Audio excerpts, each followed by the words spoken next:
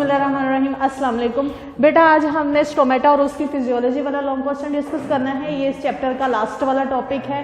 Stomata के बारे में हम बॉटनी बी में भी थोड़ा पढ़ चुके हैं। आज हम जो है वो सबसे पहले इसकी स्ट्रक्चर देखेंगे और उसके बाद हम देखेंगे कि ये हर तरह के लीव्स में प्रेजेंट होते हैं, ये स्टेम में होते हैं और इनके साइज और इनका नंबर जो है वो एक जैसा होता है और इनकी डिस्ट्रीब्यूशन पैटर्न किस तरह की है। उसके बाद इसका एक मैकेनिज्म है कि हमें पता है स्टोमेटा स्मॉल पोर्स हैं जो डे टाइम ओपन होते हैं ओपन प्लांट्स में और नाइट टाइम क्लोज होते हैं। स्टोमेटा के जरिए गैसेस एक्सचेंज भी होता है और गैसेस एक्सचेंज के जरिए फिर जो फोटोसिंथेसिस का प्रोसेस है वो होता है। इसके अलावा जो ट्रांसपरेशन का प्रोसेस है जिसमें वाटर लॉस होता है वो भी स्टोमेटा के जरिए होता है। लेकिन नाइट टाइम वो किस तरह क्लोज हो जाते हैं और डे टाइम ओपनिंग किस तरह होती है, इनकी कौन सा खास मैकेनिज्म ऐसा है जो इनकी ओपनिंग और क्लोजिंग को जो है वो कंट्रोल कर रहा है। दो तरह के हाइपोथेसिस है, ये भी हम डिस्कस करेंगे। क्वेश्चन ये जब आता है स्टोमेटा और उस पर नोट आता है, इसलिए आपने इसमें इसकी स्ट्रक्चर भी लिखनी है और इसमें इसके डिस्ट्रीब्यूशन पैटर्न और एंड पे आपने दोनों थ्योरीज को डिस्कस करके बताना है कि इन दोनों थ्योरीज के मुताबिक जो है हम ये अंदाजा लगाते हैं कि शायद इन दोनों थ्योरीज का कोई ना कोई रोल है ओपनिंग और क्लोजिंग ऑफ स्टोमेटा में। तो सबसे पहले स्टोमेटा है क्या? पाथवे है। अभी हमने कहा कि गैसेस एक्सचेंज का पाथवे है और हमें पता है अगर गैसेस एक्सचेंज ना हो तो फोटोसिंथेसिस का प्रोसेस जो कि बहुत इंपॉर्टेंट प्रोसेस है प्रोड्यूसर्स के अंदर यानी प्लांट्स के अंदर वो ना हो। वाटर मॉलिक्यूल का भी एक्सचेंज होता है। वाटर मॉलिक्यूल का जो एक्सचेंज होता है यानी कि वो रिलीज होते हैं बाहर, हम उसको कहते हैं ट्रांसपायरेशन का प्रोसेस होता है। और हमने पिछले ही टॉपिक में ट्रांसपायरेशन और ट्रांसपायरेशनल पुल की इंपॉर्टेंस पढ़ी थी कि किस तरह इसकी वजह से एसेंट ऑफ सैप भी पॉसिबल होता है। तो अगर बेटा स्टोमेटा ही नहीं है तो ट्रांसपायरेशन भी नहीं होगी और अगर ट्रांसपायरेशन नहीं होगी तो फिर जाइलम के थ्रू जो पूरी होल बॉडी है प्लांट्स की उसमें जो वाटर और सैप की डिस्ट्रीब्यूशन है वो भी पॉसिबल नहीं होगी। स्टोमेटा की अगर हम स्ट्रक्चर देखें बेटा तो सबसे पहले ये दो तरह के किडनी शेप सेल्स होते हैं जिन पे ये मुश्तमिल होता है और हम इनको कहते हैं गॉड सेल्स। उन्होंने कहा है कि mostly they are kidney shape, mostly ये किडनी शेप होते हैं। बट जैसे ग्रामनी फैमिली है, पोएसी फैमिली है, उस फैमिली में ये इलोंगेटेड भी होते हैं। बट मोस्टली दो जो है वो well developed cell guarded by two guard cells. Centre में इनके जो है वो पोर होता है, उसको हम स्टोमा भी कहते हैं और उसे हम जो है वो स्टोमेटल पोर भी कहते हैं। ये जो गार्ड सेल्स हैं बेटा ये हमारे पास किडनी शेप गार्ड सेल्स और कहा जाता है कि इनकी जो इनर वॉल होती है जो पोर की तरफ होती है वो जरा थिक होती है और जो आउटर वॉल होती है ये थिन होती है, बारीक होती है। और जो इनर वॉल होती है वो थिक भी होती है और इन इलास्टिक भी होती है और जो आउटर वॉल होती है वो थिन बारीक होती है और इलास्टिक भी होती है। स्पेशलाइज्ड एपिडर्मस सेल्स हैं, किडनी शेप होते हैं। डिफरेंट प्लांट्स में डिफरेंट तरह की शेप हो सकती है, डिफरेंट प्लांट में डिफरेंट तरह का साइज हो सकता है बेटा इनका और एपिडर्मस के अंदर ये प्रेजेंट होते हैं। Mostly stomata are present in leaves and mostly in underside of leaves. और शेप की अगर बात करें गॉड सेल्स की तो गॉड सेल्स की जो शेप है ये डिफरेंट स्पीशीज में डिफरेंट हो सकती है। मोस्टली आप लिखेंगे कि किडनी शेप होती है लेकिन कुछ फैमिलीज में ये इलोंगेटेड होते हैं, राउंड भी होते हैं, मोर और लेस सर्कुलर भी होते हैं। उसके बाद जो है वो आप बताएंगे इनके कि ये जो आपके पास गॉड सेल्स हैं इनका जो कलर होता है, हालांकि बेटा हमने पढ़ा है कि अगर हम लीफ के एनाटॉमी देखें तो सबसे ऊपर जो एपिडर्मस होती है, एपिडर्मस सेल जो होते हैं वो ग्रीन कलर के नहीं होते। क्यों? क्योंकि उनमें क्लोरोफिल नहीं होता। इसके नीचे जो मेसोफिल सेल्स होते हैं, पैलिसेड मेसोफिल और स्पॉन्जी मेसोफिल, उनमें क्लोरोफिल होता है और वो ग्रीन कलर के होते हैं। एपिडर्मस के अंदर ही स्टोमेटा मौजूद है तो ये कहा जाता है कि एपिडर्मस सेल से ही ये डिराइव होते हैं। एपिडर्मस सेल्स की ही डिवीजन से ये इलोंगेटेड वर्टिकल लॉन्गिट्यूडनल या फिर ट्रांसफर डिवीजन होती है। ट्रांसफर तो नहीं, मोस्टली बेटा लॉन्गिट्यूडनल डिवीजन होती है जिससे स्टोमेटा बनते हैं। बट इनका और एपिडर्मस सेल्स जिनसे ये ओरिजिनेट हुए हैं उनमें डिफरेंस थोड़ा सा ये है कि गॉड सेल्स ग्रीन कलर के होते हैं और इनमें क्लोरोफिल होता है। अगर इनमें क्लोरोफिल होते हैं मीन्स कि एपिडर्मस के अंदर ये वाहद वो सेल्स हैं फिर जिनमें फोटोसिंथेसिस का प्रोसेस भी होता होगा। इसके साथ आप देखें गॉड सेल्स को कुछ एपिडर्मस सेल्स ने सराउंड किया होता है। तो गॉड सेल्स होते ही एपिडर्मिस में हैं। एपिडर्मिस के में जहाँ पे गॉड सेल्स हैं, बिल्कुल गॉड सेल्स के साथ वाले जो सेल्स होंगे उनको आप सब्सिडरी सेल्स कहेंगे या एक्सेसरी सेल्स कहेंगे।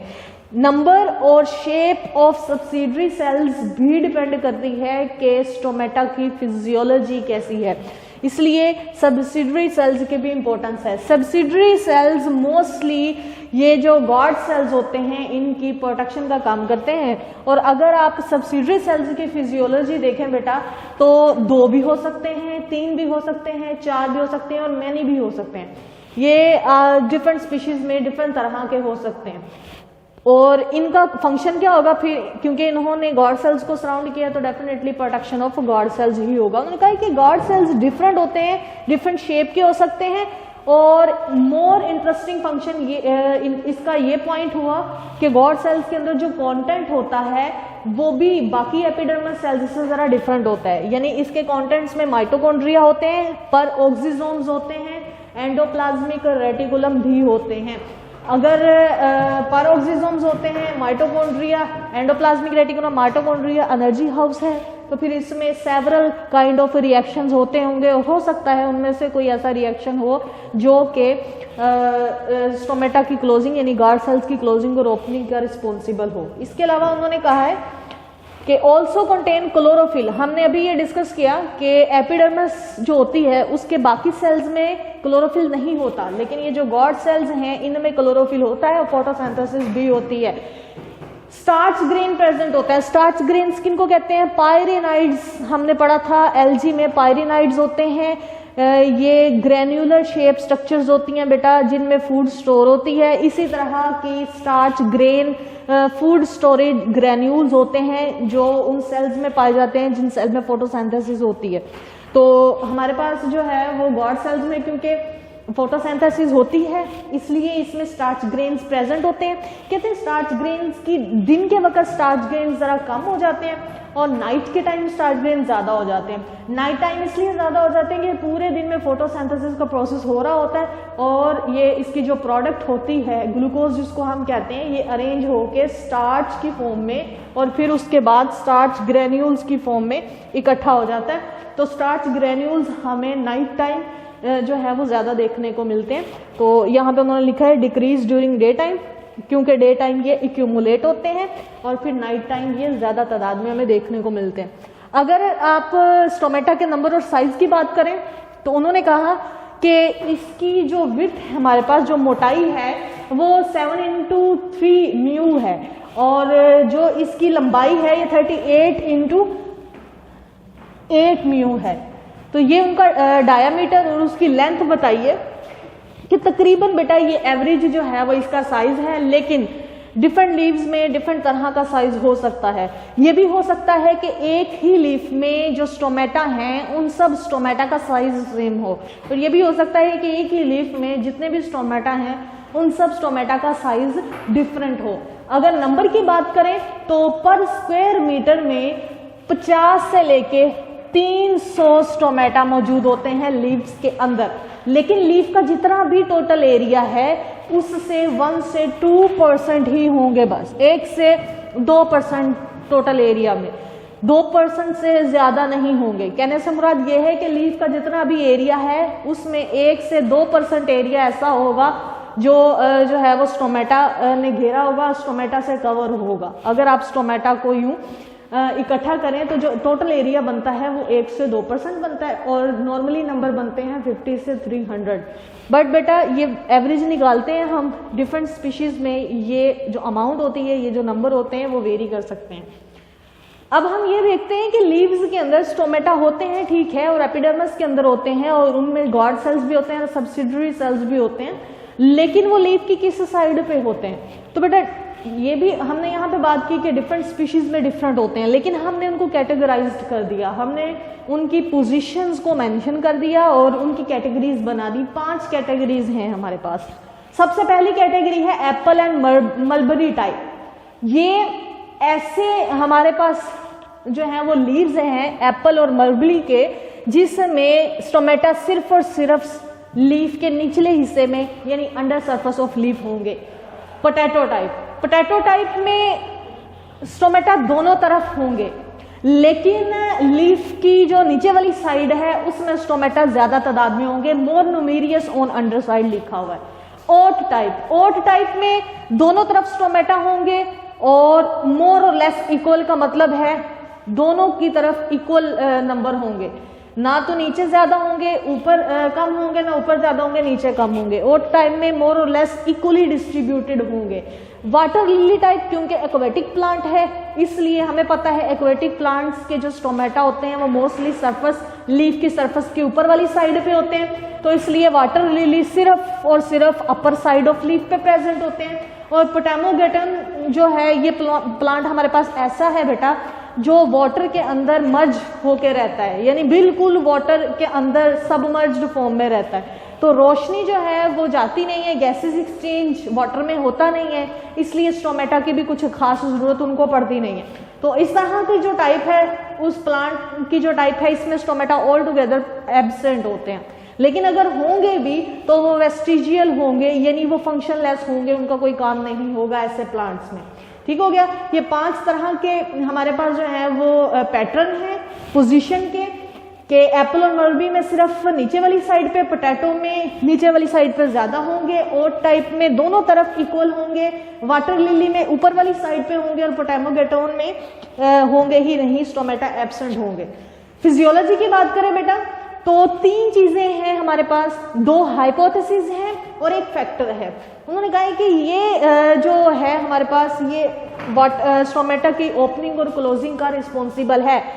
कहते हैं कि जो गॉड सेल्स होते हैं वो किसी न किसी वजह से टर्जिड हो जाते हैं, और जब वो टर्जिड होते हैं तो वो तनाव में आ जाते हैं। आपने कहा था कि ये जो उसकी बाहर वाली वॉल है ये इलास्टिक होती है, बारीक होती है और खींच सकती है। इलास्टिक वही चीज होती है बेटा जिसकी आप शेप चेंज कर सकते हैं और फिर दोबारा वो ओरिजिनल शेप में भी आ जाए, लेकिन जो उसकी इनर वॉल होती है वो इन इलास्टिक होती है, वो अपनी शेप चेंज नहीं करती लेकिन वो स्ट्रेच हो जाती है। ठीक है, तो यहाँ पे उन्होंने कहा है कि जब गॉड सेल्स टर्जिड होते हैं तो वो टर्जिड, सबसे पहले तो टर्जिडिटी किस तरह मेंटेन की जाती है, वाटर जो है वो सराउंडिंग से गॉड सेल्स के अंदर जाएगा और गॉड सेल्स वाटर से टर्जिड हो जाएंगे, तनाव में आ जाएंगे।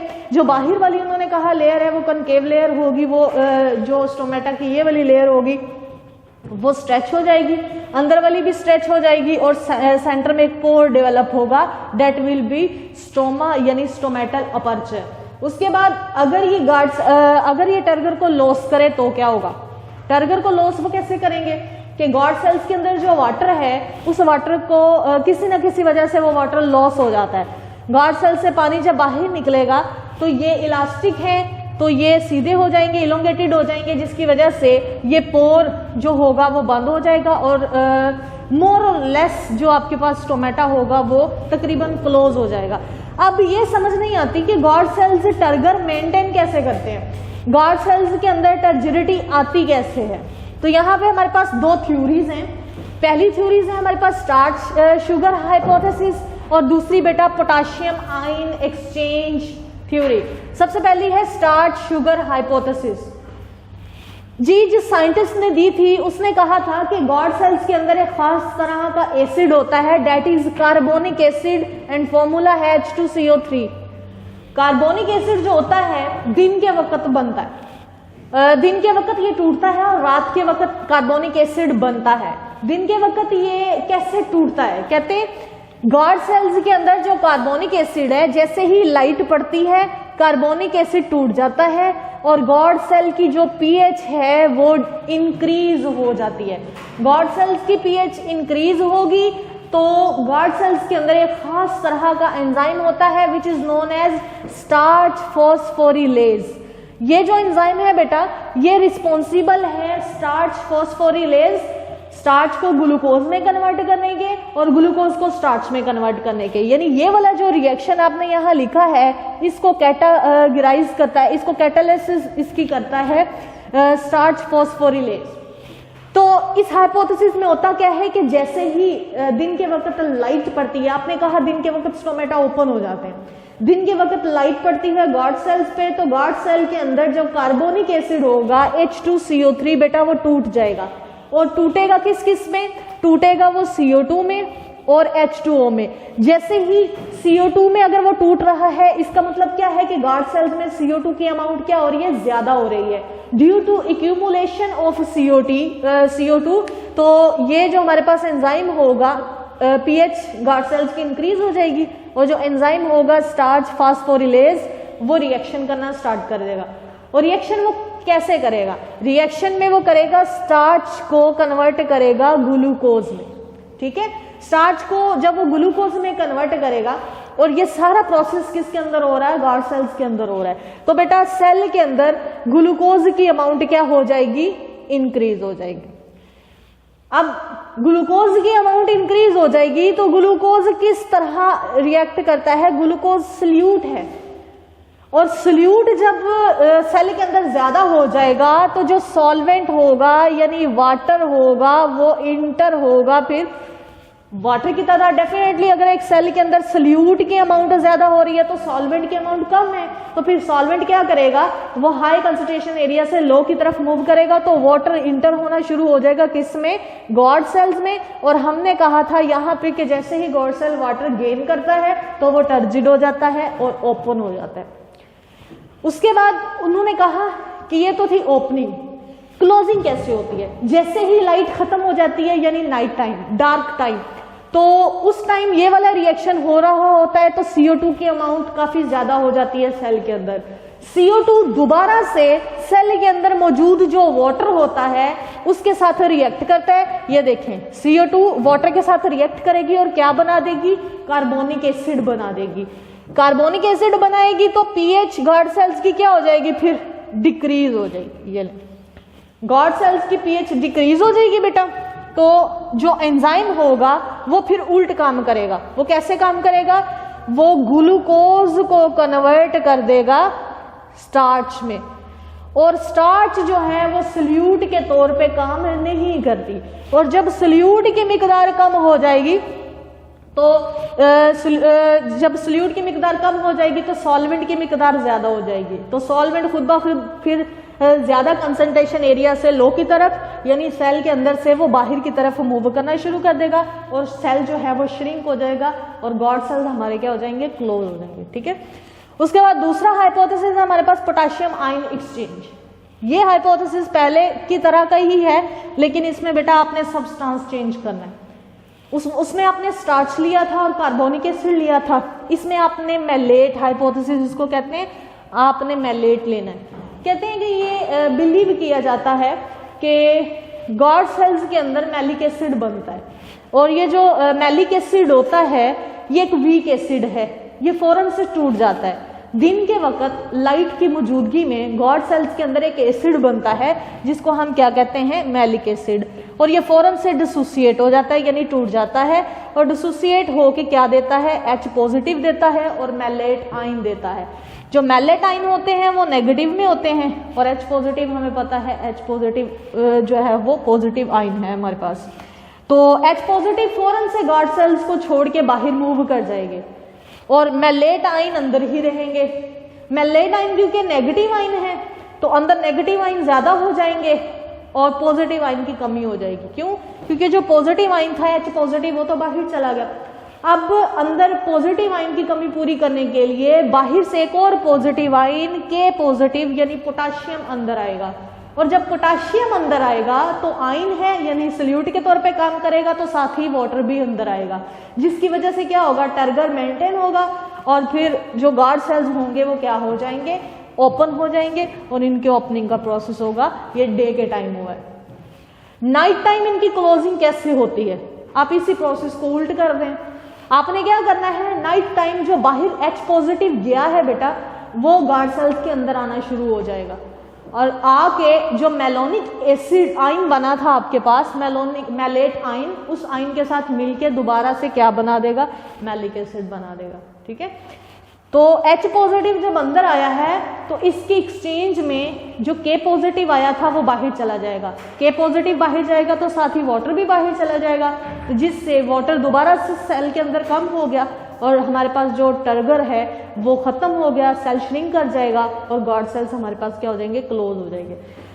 पहला जो हाइपोथेसिस था स्टार्च शुगर, इसमें उन्होंने कुछ ऑब्जेक्शंस भी दी हैं। फॉर एग्जांपल अनियन प्लांट की, उन्होंने कहा कि अनियन में तो हमने देखा है स्टार्च बनती नहीं है, अनियन में स्टार्च शुगर हाइपोथेसिस फिर वर्क ही नहीं करता। लेकिन स्टिल जो स्टोमेटा होते हैं वो ओपन भी हो रहे होते हैं और क्लोज भी हो रहे होते हैं, तो उनमें फिर कौन सा फिनोमिना है जो ओपनिंग और क्लोजिंग का रिस्पॉन्सिबल है। देन फिर बेटा दूसरे साइंटिस्ट ने पोटाशियम आयन एक्सचेंज थ्योरी दी थी।